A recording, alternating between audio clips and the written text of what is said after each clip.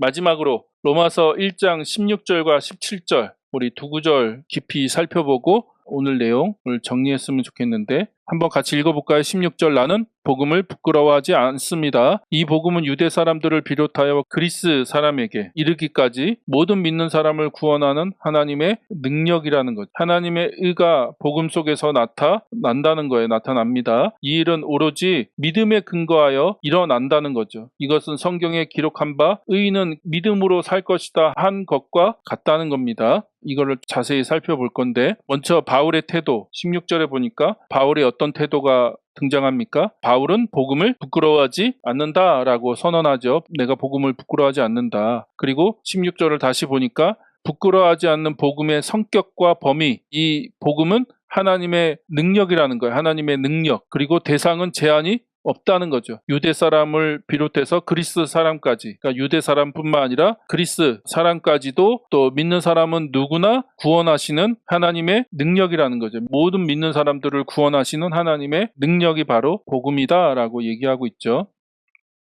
그 다음에 17절에는 복음의 핵심 메커니즘을 얘기하고 있는데 복음 안에는 하나님의 의가 나타났다. 하나님의 의라고 하는 게 이 로마서의 가장 중요한 단어죠. 그리고 새로운 해석에 대한 얘기를 할 겁니다. 그래서 하나님의 의라고 하는 이 단어가 로마서에서 가장 중요한 본질적인 단어인데 이것도 한번 살펴볼 거고요. 그리고 가장 중요한 오직 믿음이라고 하는 그것이 오직 믿음으로 된다. 솔라 피데 오직 믿음이라고 하는 것을 정리를 해볼 겁니다. 그것을 다시 한번 강조하기 위해서 구약을 인용하죠. 구약 하박국 2장 4절을 인용하고 있다는 거죠. 자, 그러면 자세히 살펴볼까요? 내가 복음을 부끄러워하지 않는다라고 할 때 이 부끄러워하지 않는다는 것은 제국의 권력에 대한 선전포고라는 거죠. 부끄러워하지 않는다는 단순히 심리적인 수줍음을 말하는 게 아니라는 겁니다. 명예와 수치를 목숨보다 소중히 여기던 1세기 지중해 문화에서 십자가에 처형당한 유대인 시골 목수, 식민지의 무명의 청년이잖아요. 정말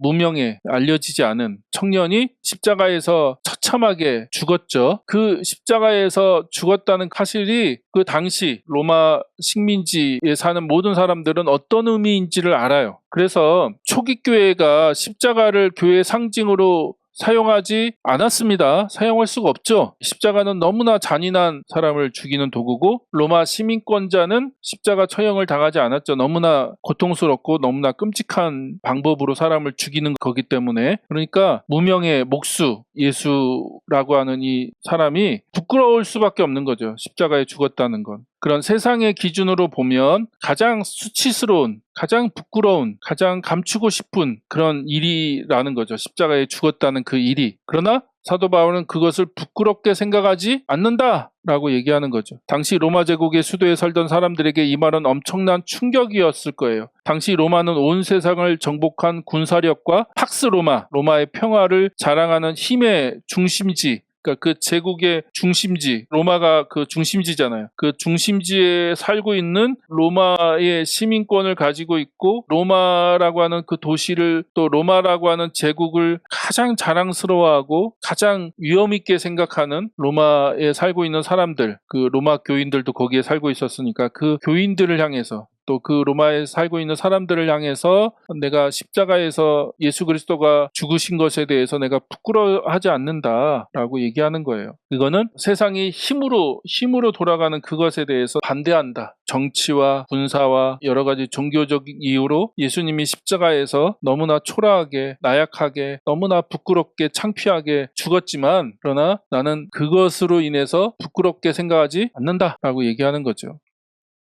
바울이 복음을 부끄러워하지 않는 이유는 로마 제국의 무력이 아니라 이 복음이야말로 세상을 진짜로 치유하고 변화시키는 하나님의 능력이기 때문에 그렇다는 거예요. 하나님의 능력, 이 복음이 하나님의 능력, 그 예수 그리스도가 아주 처참하게 무능력하게 연약하게 나약하게 십자가에서 죽었지만 그것이 바로 하나님이 세상을 치유하고 세상을 구원하고 이 세상에 하나님 나라를 심고 하나님 나라를 완성하시기 위한 하나님의 가장 탁월한 방법, 하나님의 능력이기 때문에 나는 그 복음을 부끄러워하지 않습니다 라고 얘기하는 거죠. 로마 황제 시저가 가진 권력은 군사력과 폭력에 기반하지만 하나님의 왕권, 하나님의 나라는 인간의 삶과 우주를 구원하는 생명의 능력이다. 로마 너희들은 힘으로 폭력으로 사람들을 지배하고 그들을 짓밟고 그들을 위해 군림하고 그들의 가장 좋은 것을 빼앗아서 너희들이 그것을 맛보고 누리고 향유하고 있지만 그러나 하나님 나라는 오히려 그런 권력자들에 의해서 십자가에서 죽게 되는 그런 수치스러운 일을 당했지만 그러나 오히려 그것이 세상 사람들의 삶을 바꾸고 또 죽음에서 생명으로 또 정죄에서 은혜, 심판에서 은혜로 그 다음에 이 세상의 나라에서 하나님의 나라로 이들을 구원하고 옮기고 회복하고 새롭게 하는 놀라운 능력, 하나님의 능력, 그 능력이 바로 어디에 있어요? 그 복음 안에 있다는 거예요. 복음 안에 있기 때문에 나는 복음을 부끄러워하지 않습니다 라고 얘기하는 거죠. 그 다음에 앞으로 계속해서 다룰 하나님의 의라고 하는 이 단어, 가장 중요한 단어인데 과연 이 하나님의 의가 법정적 선언인가 아니면 언약적 신실함인가 라고 하는 거죠.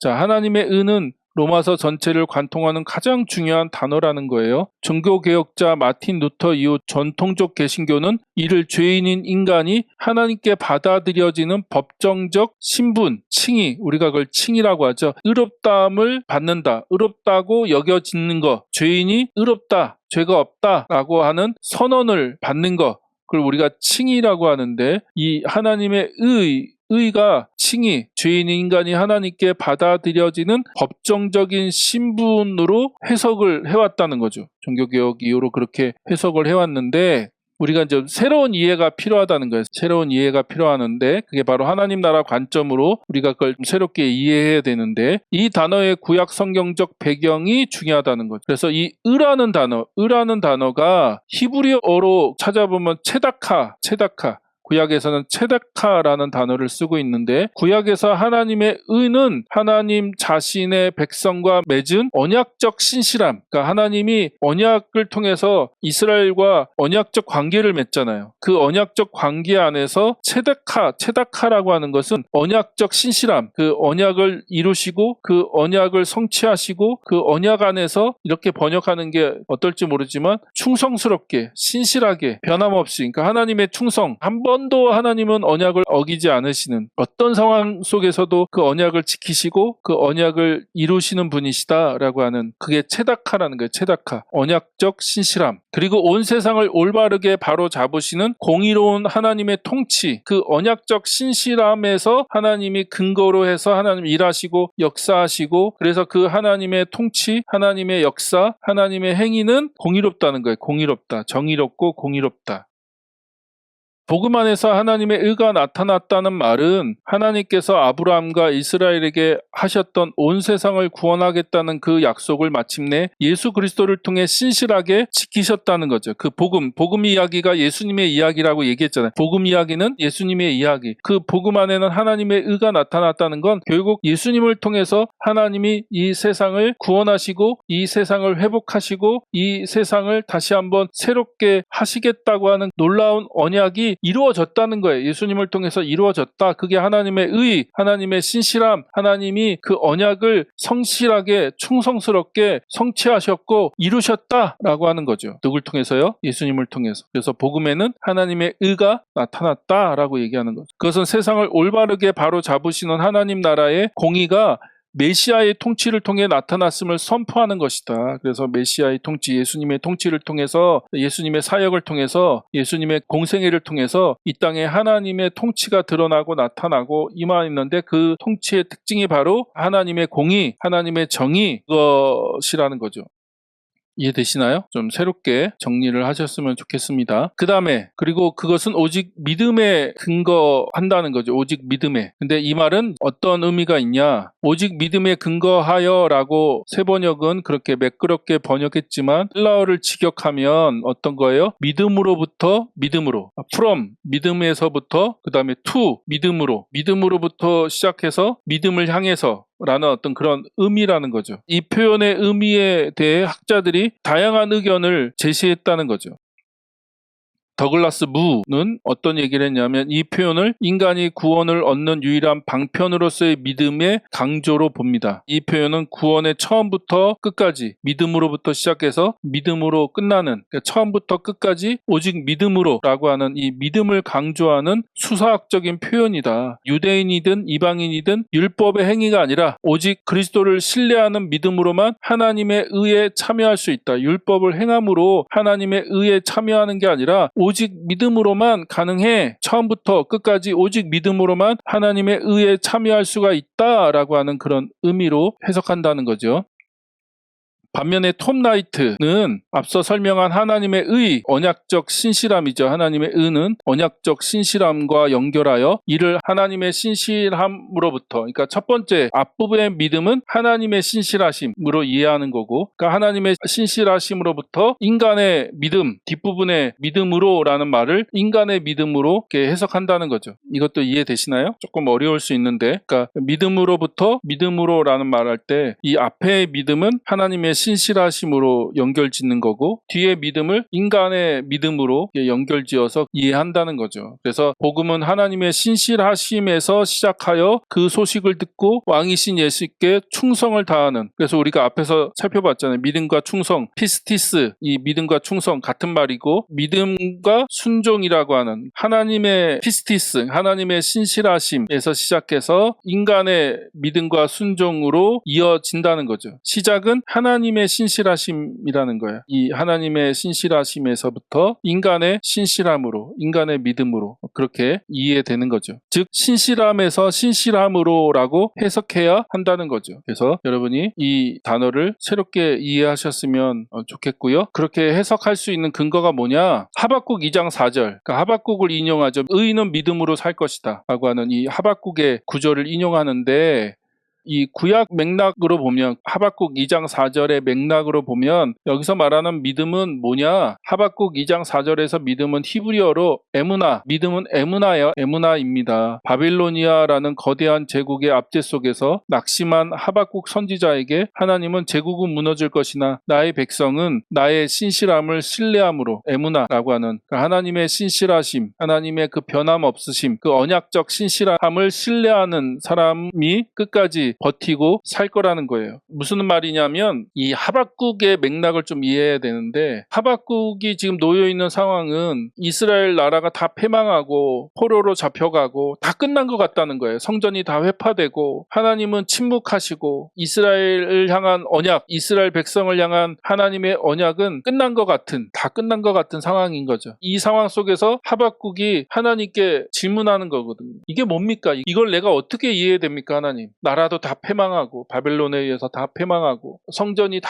회파되고 이방인에 의해서 완전히 회파되고 완전히 무너지고 이스라엘 백성들은 포로로 잡혀가고, 과연 그러면 하나님이 우리 조상들에게 약속했던 그 언약들은 도대체 어떤 의미가 있는 겁니까? 지금 그것이 어떤 의미가 있는 겁니까? 유효한 겁니까? 그것이 지금도 유효하다고 우리가 그렇게 생각해야 됩니까? 이 상황 속에서 우리가 이거를 어떻게 이해해야 됩니까? 라고 할 때 하나님이 말씀하시는 거죠. 의인은 믿음으로 살 것이다. 그러니까 결국 하나님의 신실하심이 있다는 거예요. 하나님의 신실함. 그러니까 이거는 이스라엘이 신실하지 못해서 생긴 결과적, 언약을 이스라엘 백성들이 무시하고 하나님께 불순종했잖아요. 불순종함으로 말미암아 생기는 하나님의 심판이에요. 그러나 그런 상황 속에서도 어때요? 의인은 하나님과의 언약 관계에서 신실하게 살아가는 의인은 여전히 믿음으로 살 거라는 거예요. 믿음으로 살아날 거야. 믿음으로 버틸 거야. 믿음으로 살아서 결국 하나님께서 그 언약을 성취하시고 이루시는 것들을 보게 될 거야. 그 모든 것이 뭐로 가능해요? 믿음. 근데 그 믿음이 히브리 말로 에무나인데, 에무나, 이거는 어떤 지식적인 동의를 얘기하는 게 아니라 신실함, 하나님을 향한 신실함을 얘기하는 거예요. 하나님을 향한 신실함. 그럼에도 불구하고 현실은 처참하고 현실은 모든 것들이 다 무너져인 것 같고 언약이 다 깨진 것 같고 하나님이 아무것도 안 하시는 것 같은 그런 상황 속에서 너가 하나님을 향한 그 신실함으로 반응할 때 하나님의 신실하심을 네가 보게 될 거야. 그걸 지금 사도 바울이 하박국 2장 4절을 가지고 와서 1세기 로마 교회 성도들을 향해서 얘기하고 있는 거예요. 의인은 믿음으로 살 거야. 똑같다는 거죠. 하나님의 그 신실함, 하나님의 신실함에 인간의 신실함으로 반응해야 돼. 하나님이 그 언약적 신실함으로 여전히 일하시고 역사하신다는 거예요.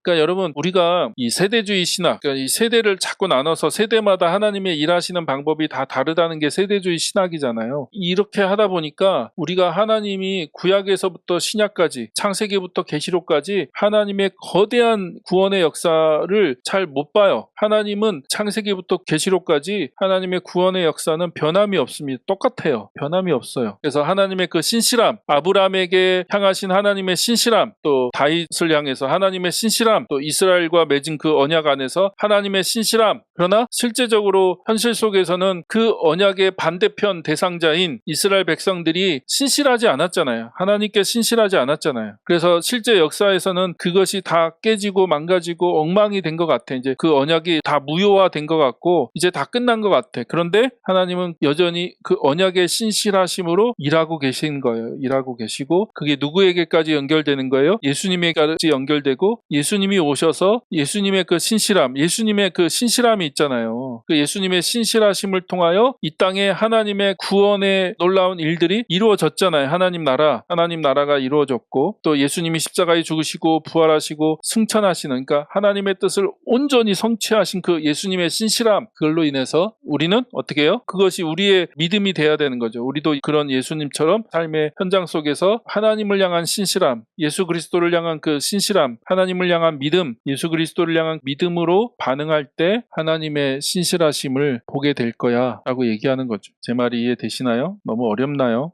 자, 그래서 바울은 로마 제국이라는 거대한 벽 앞에 서 있는 성도들에게 동일한 외침을 준다는 거죠. 세상의 권력이 아무리 거대해 보일지라도 예수를 통해 하나님 나라를 시작하신 하나님의 신실함을 믿는 자들이 참된 생명을 얻고 살아남게 된다고 선포하는 거죠.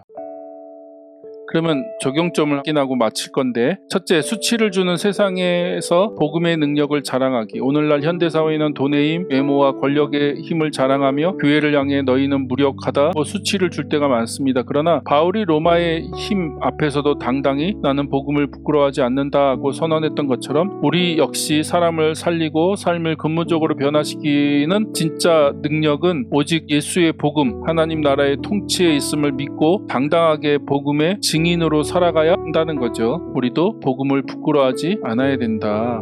왜냐하면 복음이 하나님의 능력이기 때문에. 그 다음에 두 번째, 신실함으로 하나님의 신실하심에 응답하기. 믿음에서 믿음으로 라는 말씀처럼 나를 향한 하나님의 언약적 신실하심을 신뢰한다면 내 삶 역시 하나님을 향한 신실함으로 채워져야 한다는 거죠. 상황이 나를 속이고 기도의 응답이 더뎌 보일지라도 역사를 올바르게 바로잡으실 하나님을 신뢰하며 오늘 내게 맡겨진 가정과 직장에서 성실하고 정직하게 주의 백성다운 삶을 살아내야 된다는 거죠. 그래서 우리가 정말 우리의 신실함을 가지고 하나님께 반응하는 삶이 되기를 소망합니다.